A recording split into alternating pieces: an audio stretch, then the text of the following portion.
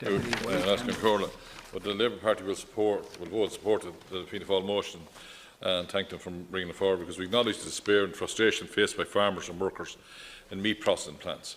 We have particular concern about the 6,000 workers who have been laid off to date, and many of these workers are on employer-specific work permits, so they don't have access to social welfare payments. They have no time to lose in getting factories back into full operation. Livestock farmers are facing unprecedented prices, and the crisis is not going to end anytime soon. Global trade is becoming more protectionist, and that means difficulties for us in an island nation. Brexit will lead to more, if it happens, will lead to tariffs. Brexit without a deal will lead to tariffs and non-EU competition for the British beef market, and that will be significantly exposed, because more than 50% of our beef goes to that market, and it's a lucrative market. The EU beef market is already highly competitive, and market prices are low. So don't be trying to deceive people out there that you're going to get a massive market price increase. The market prices across Europe are in this situation as well. And so let's be clear, I've studied this over the last number of months, and could be driven lower, of course, if the Mercosur agreement doesn't allow extra beef onto the single market. You see, if you have a market with 102%, it's beyond self-sufficiency, and you're trying to sell into that market, you're in trouble. So it's a buyer's market. So I mean, you know, this is the thing. There's climate change and health concerns are leading to some consumers to change their preferences, and this is a long-term issue for the wider agricultural industry as well as the meat industry. And possible change to CAP are another risk for farmers. Now, and forget even the 12 billion loss from the UK contribution when they fall out. But we have the Chancellor Merkel saying yesterday that the 1.1% of GDP of VAT receipts going in of part of GDP as a contribution. She wants that held at 1%, and that will further reduce the CAP payments. And notwithstanding Ireland has committed, the Dutch and the Belgians are showing significant reluctance. So there's a lot of things up ahead. So don't. I mean, you can get this. We'll hopefully get it resolved, and I see some promising things coming forward there now and on our RT News that things are beginning to happen. But hopefully that will happen and continue to happen, and we'll get things resolved. And I agree, get the base price up. But thinking that they're going to be €4 tomorrow evening, you're misleading people. And thinking that that's going to work, that's a solution for now. But there's long-term fundamental structural problems in this area. So what we do is we'll stick a plaster on, and we'll fill with the old mender and the boiler, and we'll get that done today. And you turn around in 2 weeks' time, and the boiler is splattering all over the place. There'll be several leaks, and this is the equivalent of what's going to happen in this. But let's be very clear. Policy decisions made over the years has led to the current impasse. Large companies or conglomerates were allowed uninhibited to gobble up small competitors and remove any semblance of competition, and thereby elevate themselves into a dominant market position, where they could unilaterally dictate the price.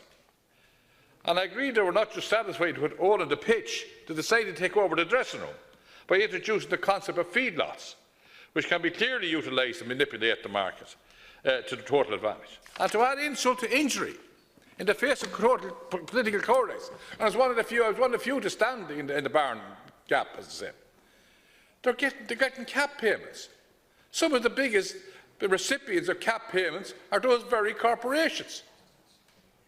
Insult to injury. So the quicker somebody has the political balls to actually cap the CAP payments, because the CAP payments are going to be very important in the future, and they have to be allocated to where they were designed, not a bit for everyone in the audience. And no farm organisation can allocate. It's about time they start to realise you can't represent the multi-millionaire farmer and the poor farmer down the west with 25 or 30 acres. It doesn't work like that.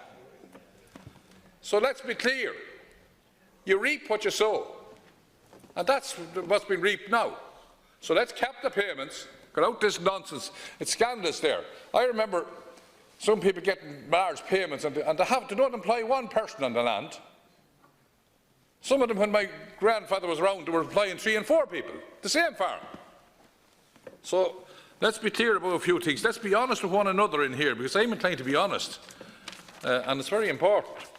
Minister, I have to mention the beef emergency aids measures, because I spoke a lot yesterday, but you know, I'm worried about farmers who in the past few years have established a herd number in their own right, building their stock slowly over time, haven't reached stocking rate potentials.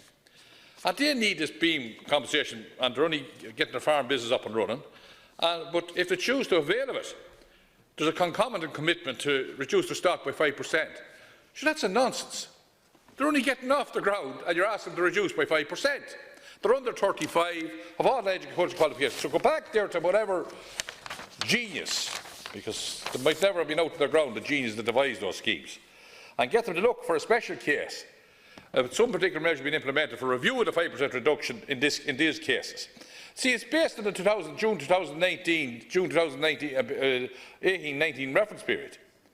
And the farm is already overstocked in numbers, and they're only slowly building up. So the impact is going to be much greater than those people. So that 5%, Minister, could you listen to that, please? Because I'm trying to get through to people that has no interest in listening. That has to be looked at before the whole thing. And, you know, I mean, if you look there, I spoke yesterday about the average cattle rearing farm is about €8,301.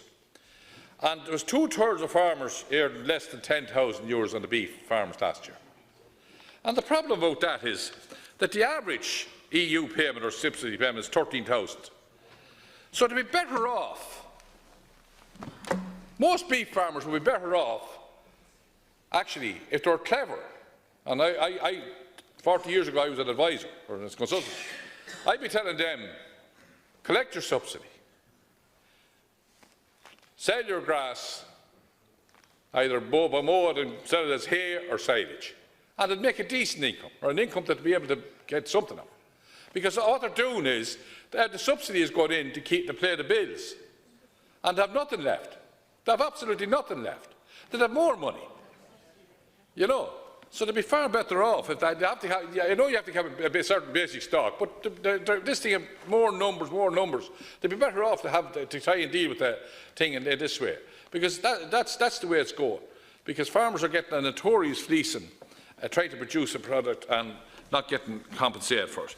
But it's not unique to Ireland, and beef farmers across Europe are losing money or tiring margins before them.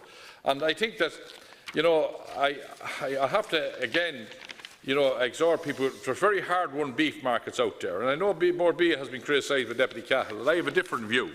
But that's the essence of democracy. We hold different views. But to have said something today, Ms McCarthy, that hard-won markets will be lost if this thing keeps going, and it's very hard to re-win back that market. So let sense prevail, because what's happening is, at home beside me, where a lot of beef fattening goes on, there's fields now full of cattle ready to go.